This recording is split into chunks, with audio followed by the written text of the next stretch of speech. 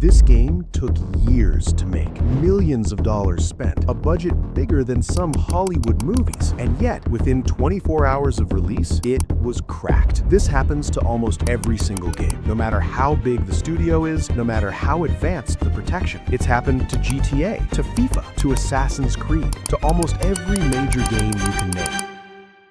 So how does this keep happening? Why can't game companies stop it? Today, we're breaking down how hackers crack almost every game. Not to teach you how, but to explain why it's unstoppable. Let's clear up one big misunderstanding. When people hear cracking a game, they imagine hackers breaking into servers or stealing files, but that's not usually what happens. Cracking a game simply means removing or bypassing the restrictions that stop it from running freely. You already have the game files on your computer, but the game keeps checking. Are you allowed to play? Cracking is about stopping those checks, not changing the game itself. And this is very different from modding or cheating. Modders add content. Cheaters break online rules. Crackers focus on one thing only, making the game run without permission checks. Game cracking didn't start with modern PCs or the internet. It's been around for as long as games have existed. In the 1980s, games used simple copy protection, questions from manuals, strange codes, even physical wheels inside the box. In the 1990s, CD-ROMs arrived, and with them came serial keys. Enter the right code, and the game unlocked. By the early 2000s, protection became more aggressive. Online checks, limited installs, background verification. And today, games use some of the most advanced protection ever made. Always online requirements, heavy encryption, and constant monitoring. But here's the important part. Every single generation of protection has eventually failed. The methods change, the outcome doesn't. So if protection keeps failing, why do game companies keep using it? The answer is simple: money and timing. Games make most of their sales in the first few weeks after release. If a game gets cracked on day one, publishers panic.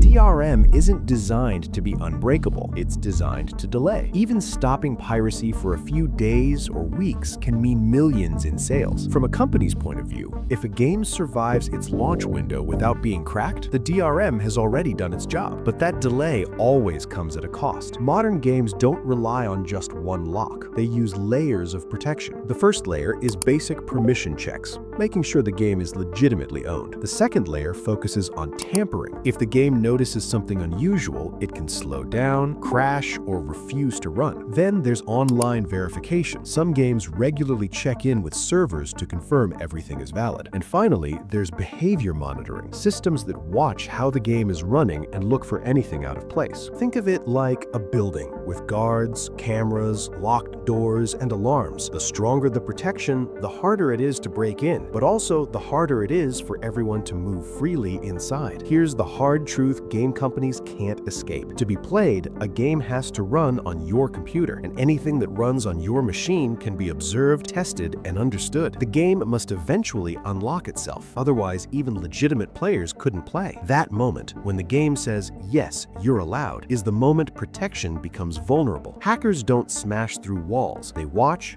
wait, and look for doors that have to exist. And because games are written by humans, mistakes are unavoidable. Add enough time, enough motivation, and enough curiosity, and even the strongest protection breaks. Perfect protection would make a game unplayable, and a playable game can always be studied. So why do people spend weeks or months trying to break game protection? For many, it's not about money at all. It's about the challenge. Breaking a game's protection is seen as solving a puzzle, a test of skill, patience, and intelligence. Others do it for recognition, proving that no system is perfect. Some see it as preservation, keeping games playable long after servers shut down. And of course, there are those who simply dislike heavy restrictions on things they own. Whatever the reason, the motivation is strong enough to keep the cycle going, release after release. Once protection became standard, cracking stopped being an occasional problem and turned into an arms race. Every new system brought a response. Every response response triggered a stronger system. It's the same pattern seen elsewhere: viruses and antivirus software, locks and lockpicks, walls and ladders. When protection is strengthened, it rarely disappears quietly. It expands. More checks running in the background, more systems monitoring behavior, more processes between the player and the game. And that's where the tension begins. Because these systems don't just affect pirates, they affect everyone. Stronger DRM often means higher CPU usage, longer load times, unexpected crashes, games that require constant online connections for no gameplay reason at all. Ironically, the people most impacted are often legitimate customers. Players who paid for the game suddenly need internet access to play offline modes. Servers go down, and single-player games become unplayable. Meanwhile, cracked versions, once they exist, often remove these limitations entirely. This creates a backlash, not against piracy, but against the protection itself. Studios are aware of this. Many developers openly criticize aggressive DRM, but decisions aren't always made at the creative level. Publishers want security, investors want assurance, and the arms race continues. Each side escalates, but neither can afford to stop, because stopping doesn't restore trust, it simply shifts the advantage. And in this cycle, the line between protection and punishment becomes dangerously thin. So, will games ever become truly uncrackable? Probably not. As long as games run on personal machines, they'll always need to unlock themselves for the player, and that moment can always be studied. The future isn't about stronger locks, it's about changing how games are delivered: subscriptions, cloud gaming, server-side systems. But even then, the battle won't end. It will only change shape, because this was never just about piracy. It's about control, ownership, and freedom. The question was never if games will be cracked, only how long they can survive. And in that war, there are no permanent winners.